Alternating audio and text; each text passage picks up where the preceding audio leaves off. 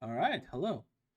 Today we're doing a similar thing to the last thing we did with Yareli. Yareli, one of the very underused Warframes, and you can actually make it work very easily from very early on. Now, unlike Yareli, we're gonna look at a Warframe now that is considered one of the worst in the game, easily, and also one of the Warframes that if you want to make it work, you need a lot of investment.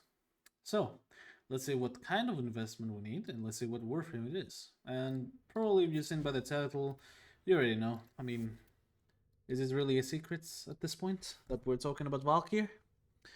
It shouldn't be. So, Valkyr is notorious for two things. First of all, she is the first Warframe to have human like voices from her abilities. All her abilities make weird screams that are very human. And second of all, she has the coolest Prime trailer in my honest opinion. Everything about her trailer just screams anger, you know, ferocity, everything that is supposedly alongside this character.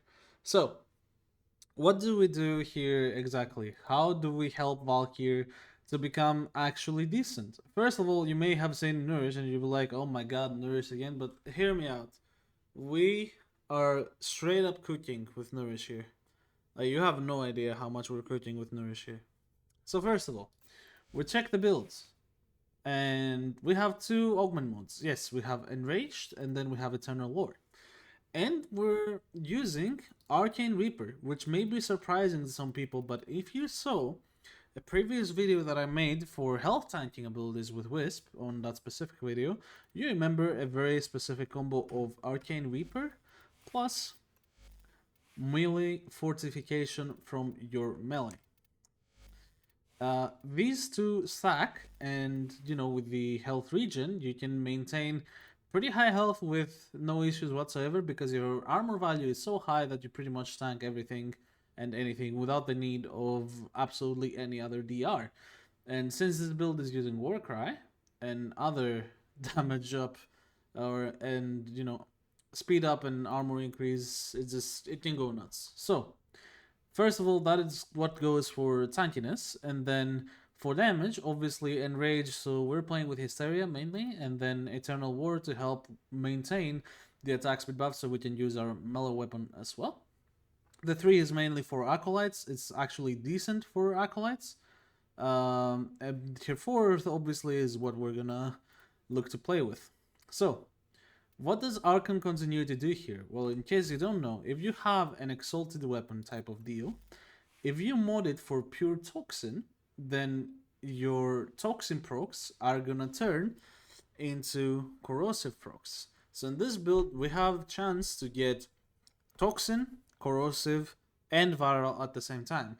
And obviously we have decent damage distribution on all three elements here as well. So we can go Condition Overload, straight up Toxin build with some more status. So we're using 2 Toxin modes because we don't care about combining it with anything else. The talons have 1 follow through, so Prime Reach is a must on this to get more AoE. And then straight up crits. Alright? Pretty specific build. However, there is one mode where you're like, this is not normal. What is Proton Snap doing here? Well, why is Proton Snap there, you may ask? Well, you see the status chance here is extremely low. Valkyr talons have a base status chance of... Really? Of 10.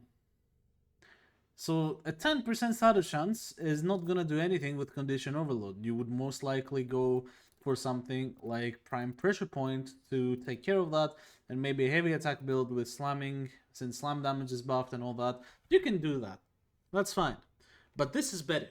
And why is this better? If we hover over Proton Snap to see what it actually does, when you're on the wall latch for 2 seconds, you gain 100% toxin damage and 50% status chance. Now, the 100% toxin damage is additive to mods, so we get 100 plus 60 plus 165. So that's like 325. So 325 toxin damage, yeah, thumbs up, that's pretty good. But then you get 50% status chance. This 50% status chance isn't additive with mods. It's a flat plus 50%. So we go from 16% to 66% status chance. The damage from not having Proton Snap activated and then having Proton Snap activated is night and day. And the best part about Proton Snap is the fact that you only need to hold, after you press forward, you need to hold onto a wall for 2 seconds, see the buff activate, and then you drop down and you start going. Because this shit lasts for 20 seconds. It lasts for a long time, so you don't need to do everything all over again. And you may be like, okay, that's cool, then you can go Arcane Arachne here. Yes, maybe, but at the same time, Arachne is an additive multiplier of 150% damage. I don't think it's gonna be the bigger deal here. Also, I do have an invigoration. You can see his melee damage and energy rate, and this is what gave me the idea to try and make Valkyr useful. But even without this additive 250% damage, it's gonna be extremely broken. So first of all, I'm gonna show you the results so we can compare it in the Simulacrum, and then you're gonna see like how it actually does in a normal mission, because I think both of these things are valuable to check. And I think without the explanation of how you should play this build, you would never understand why the fuck I would use Proton Snap and why the hell I would use Arcane Reaper and Melee Fortification and all that other stuff. So, if you don't know how Enraged works, you press 4. Now, instead of your ability draining energy, you have a cooldown. And when it runs out, you get the exact cooldown on the ability that you would for however long you kept it. The duration basically matches the cooldown of how long you used it. So let's see. We're gonna spawn some normal heavy gunners because we're gonna cheese this a bit to make this a bit better. In case you want to test something out ever, the best plan of attack is to get a ensnare. Go ahead, ensnare 1. And then change to whatever Warframe you want to test. So we are going back to Valk. And let's see. So I'm gonna take energy because probably gonna need it with a rank 0 Valk. And now let's see. So this is without Proton Snap. It's still pretty good because 1 Toxin proc and these guys will die immediately. But you see, we don't get many procs. We saw like 3, maybe 4 procs in total. Not many. Now, we're gonna do the same, but this time, we're gonna be using Proton Snap to amplify it a bit more. Shit.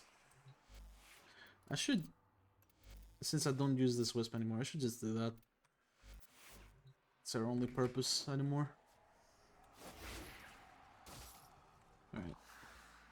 Gerald, you served me once very well, but now you are only there to do that. Amazing. Okay. So, once again, do this. Now you press 4, you stay in his area, and then you aim glide. The buff comes up now, and now we can go. Look at the procs. They just disappear. They literally disappear. It's not even close. And the best part about it is we still have, you know, attack speed buff plus nourish. So we can just scale melee fortification and Arcane Reaper from this. We have Arcane Reaper from using the talons, so when we lose them, you can just play melee with your favorite melee weapon and you can go nuts. Now generally it would be amazing if I was using some kind of Tenokai on this so I can abuse the heavy attack.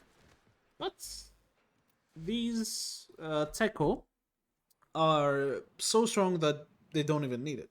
So, now that you know what the kind of playstyle is, let's go to an actual survival mission, since she is the best at doing that, and show you what it does. Annie is my favorite survival mission because, if you don't know, Annie doesn't spawn nullifiers, which is extremely helpful. Nullifiers suck, and especially if you play a melee focus build, they are a pain to deal with. So, I mean, you can just shoot them with nuker, like I have.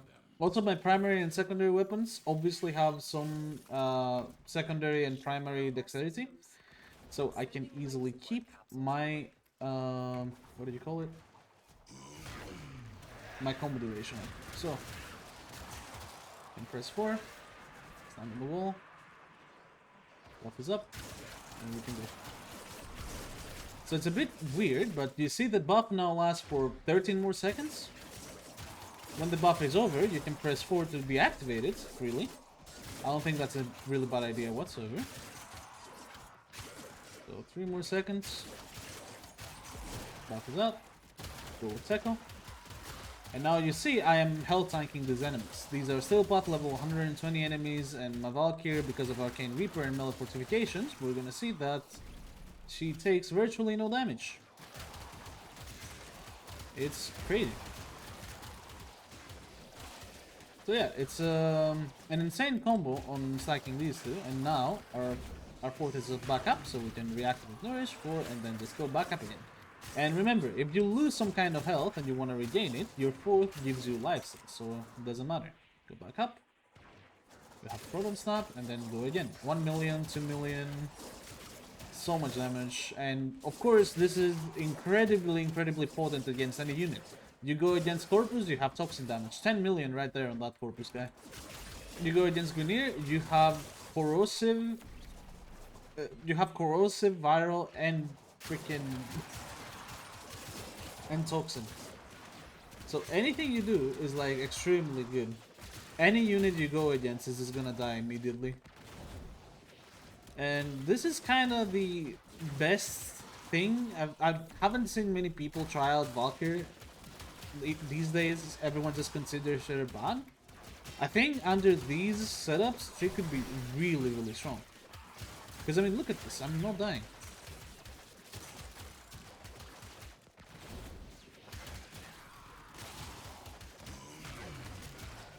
Okay, force is back up.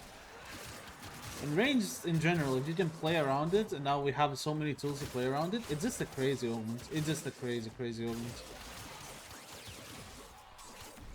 I'm not using Proton Snap, hold up. I haven't been used to this a lot.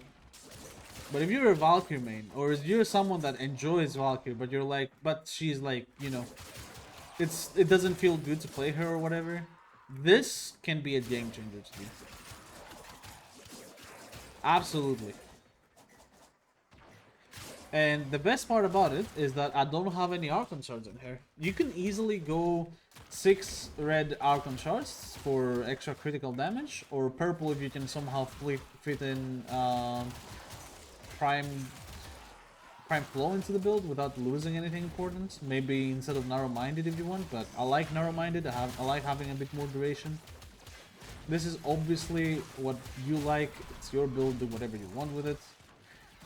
If I start playing Valkyr a bit more, because I do like her a lot, I would most likely put red Top Forge for melee critical damage. They would just be so good for this. You know, the damage is already so nice, and then adding these on top would just make it super nice. So back up here, we have Proton Snap. And obviously, you know, you can experiment. If you want to experiment with Arcane or Acne, you can feel free to do so. I like Molt Augmented because I like Strength a lot. Strength scales and Rage Augmented as well. Like, Enrage scales with Strength, if I remember correctly. But does it? Does Enrage scale with Strength? I don't think Enrage scales with Strength. I think I'm trolling. Enrage doesn't scale with Strength. I can check it after, but... now that I'm thinking about it, I'm pretty sure that would be OP. So it probably doesn't. Yeah. I mean, it's whatever. So Acolyte's on the way. We don't have the fourth ability to test it out on him, but we have our 3 to stun him. So we're gonna stun him with Operator and then press 3. And goodbye, sir.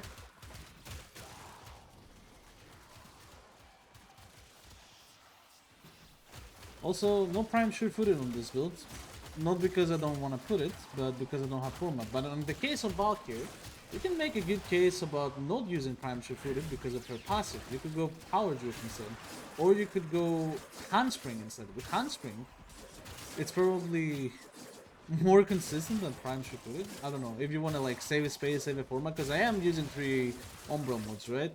So you can probably just go with Handspring if you have 2 Umbral modes on her and you want to max her out. For sure. Regardless.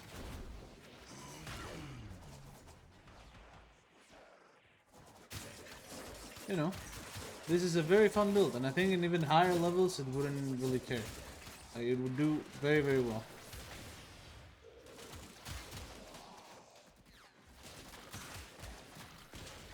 But yeah, I don't want to see any prime shear footage on this Warframe.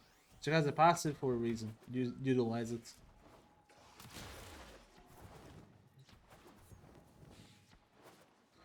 Alright, and remember, Arcane Reaper, I have it rank 1. Melee Fortification, obviously I have it rank 5. But she is extremely tanky. I brought her here rank 0 because I know I don't need a higher rank than rank 0. She just has the damage and she has the tankiness. So, yeah. It's also extremely fun to play this, especially since the change that you can actually hold your E instead of mashing it to keep your melee. It's really nice. Also, you're gonna see what the difference in melee damage is. I think it will show. If I change frame, then yeah, Tseko is like 585, and with Valk, it's 2398. But since we're using, you know, this mod, the extra melee damage on my Valkyr doesn't really do anything. And we're using it on both builds, so it doesn't really do anything. But yeah, this is the idea. Proton Snap, for this specific, for the talents, it just breaks them completely. Because the talents are supposed to be this heavy crit, one-shot fucking thing, whatever you want it to be. And then, dude, you can even go like something like Conditions Perfect on this shit. You can go like Dreamer's Wrath. You can go some shit over here. I don't know. You can like, you can even Tennokai on this. I just don't want to formulate again. I think like the idea is right there. You can make this better. I can add red Archon shards, 5 Talfors. I can like remove them from Wisp to have the showcase a bit better, but I don't need to. This is already so fucking strong as it is right now.